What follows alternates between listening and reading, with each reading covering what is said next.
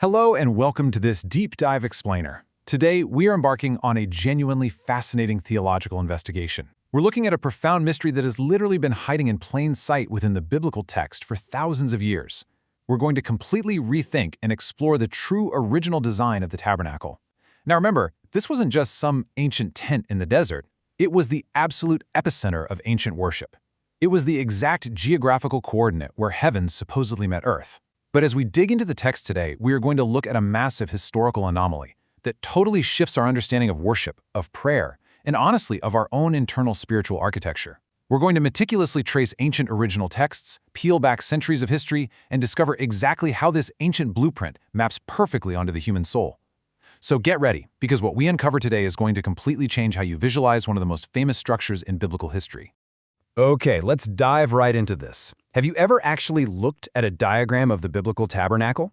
If you have, you've undoubtedly seen a very specific layout that has been reproduced for centuries. I mean, this exact diagram is everywhere. You'll find it in Sunday school flannel graphs. It's printed in massive, highly authoritative theological textbooks, and it is meticulously rendered in those high-end, expensive 3D historical reconstructions. But what if I told you that almost every single visual representation you have ever seen contains a colossal historical and visual anomaly, a massive blind spot that has just been blindly copied and pasted by scholars, historians, and artists alike without a second thought? Today, we are going to look at the exact original textual evidence that completely shatters this conventional picture. So here is our roadmap to solve this ancient mystery. First, we'll uncover the secret of the mistrawn tabernacle. Second, we'll look at the linguistic truth of the Hebrew word Panim. Third, we'll reveal the actual true location of the Golden Altar. Fourth, we'll explore the terrifying concept of strange fire versus true prayer. And finally, we'll tie it all together and see how this completes your own inner spiritual temple. Let's jump straight into section 1 and set the scene for this incredible theological detective story. For generations, whenever the layout of the tabernacle is drawn, the Golden Altar of Incense is shown sitting out in the first tent, the area known as the Holy Place. I want you to imagine, just for a second, that you are an ancient priest walking into that first tent. In your mind's eye, you look to your left and see the warm golden glow of the lampstand. You look to your right, and there is the table of showbread. And straight ahead, sitting right before the incredibly heavy, thick curtain that separates you from the Holy of Holies, sits the Golden Altar. It's practically a rule of biblical illustration.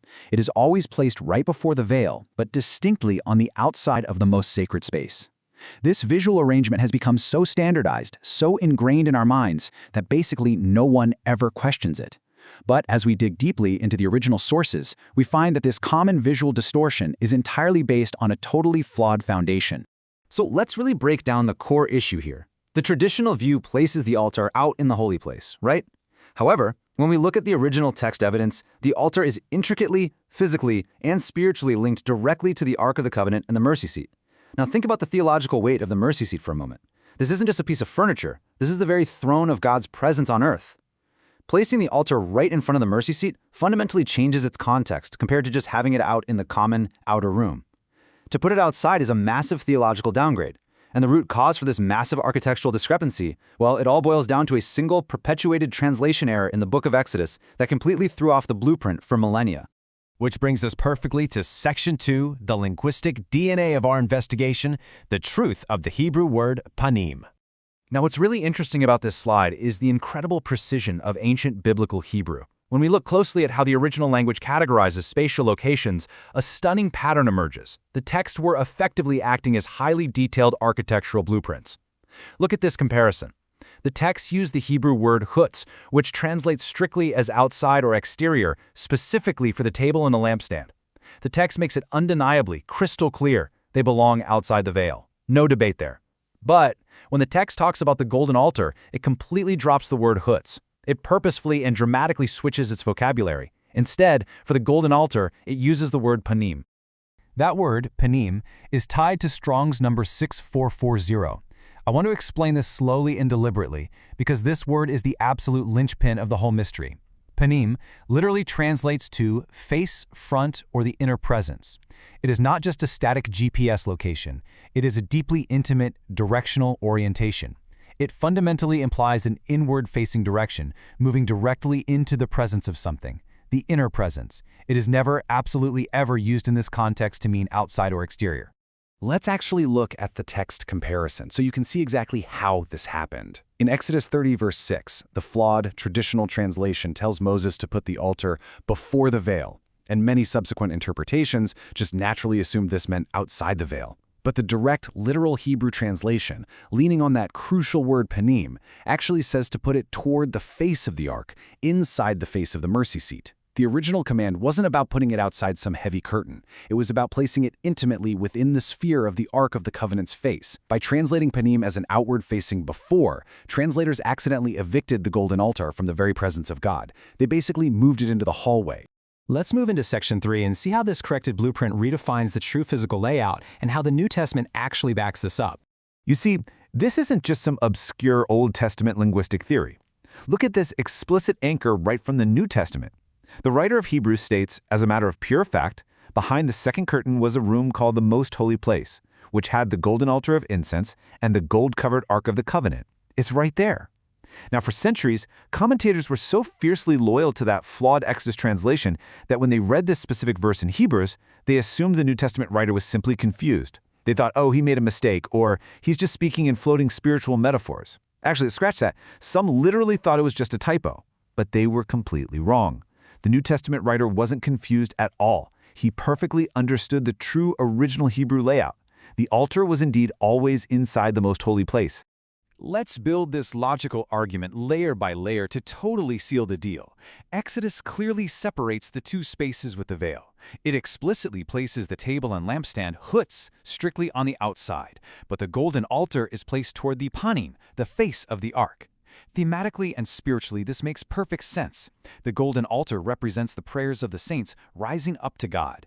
Imagine that thick, fragrant smoke rising and wrapping directly around the mercy seat itself.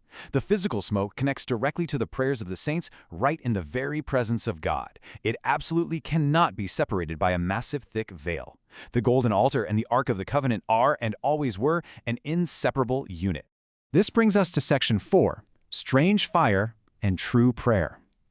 We're going to shift our narrative arc now from historical investigation to deep, personal, spiritual revelation. The sources bring up a truly terrifying incident from Leviticus 10 involving Aaron's sons, Nadab and Abihu.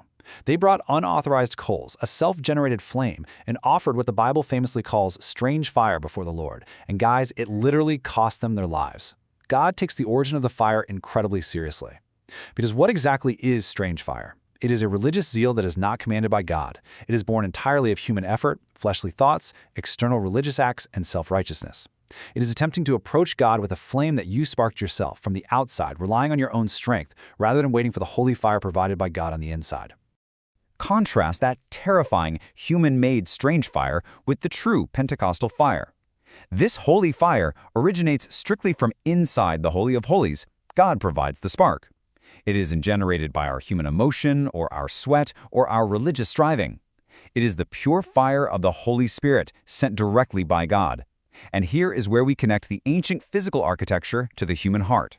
Just as the ancient altar required divine fire, the altar of our own hearts requires the Holy Spirit, not our own external religious striving.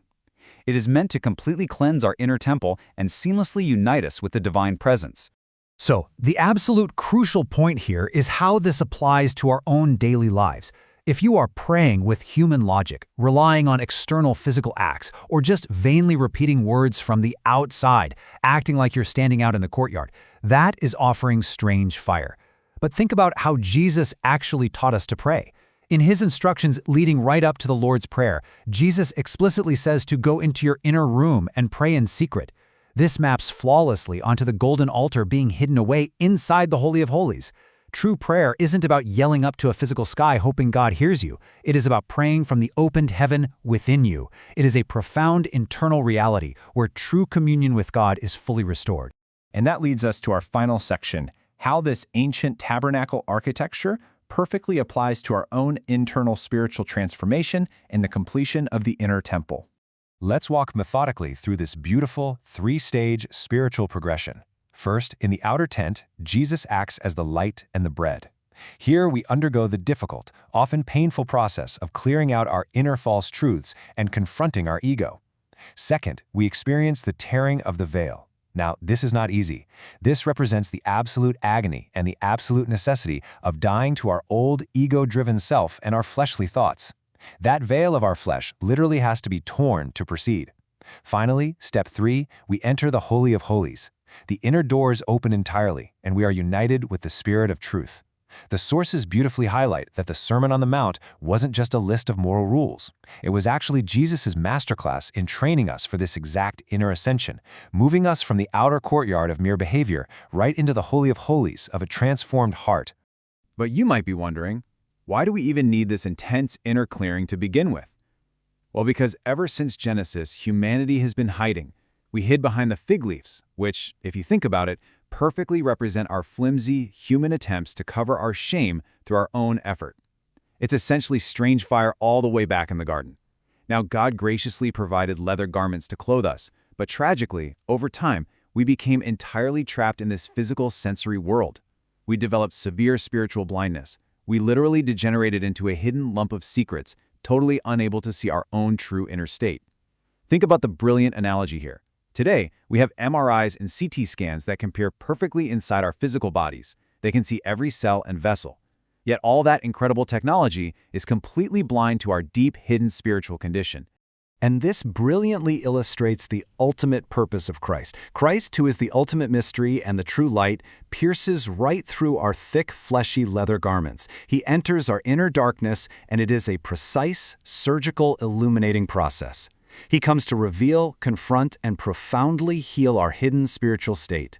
True salvation, therefore, isn't just some external, legal transaction. It's not out in the courtyard. It's not hoots. True salvation is an internal, holy clearing. It is Panim. It is the absolute removal of all the hidden, secret spaces where our ego likes to hide in the dark. And the beautiful culmination of this entire process is that the believer's inner temple actually becomes complete. You are no longer a dark, hidden lump of secrets. Instead, your internal spiritual state becomes like the sea of glass described so vividly in the book of Revelation. You become entirely transparent, pure, and hiding absolutely nothing before God. The inner architecture is completely open. The heavy veil is gone. The altar is sitting perfectly in its rightful place inside the inner sanctum, and there is no longer any separation between your true prayer and God's presence. The golden altar of your heart is finally burning with the pure, holy fire of the Spirit. So, as we wrap up this incredible textual and spiritual journey today, I want to leave you with a profound, challenging question to help you evaluate your own spiritual architecture. Take a second and look inward right now.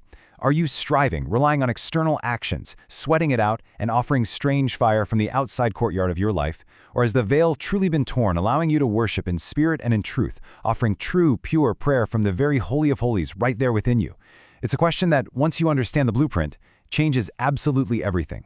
Thank you so much for joining me on this deep dive explainer, and keep seeking the truth within.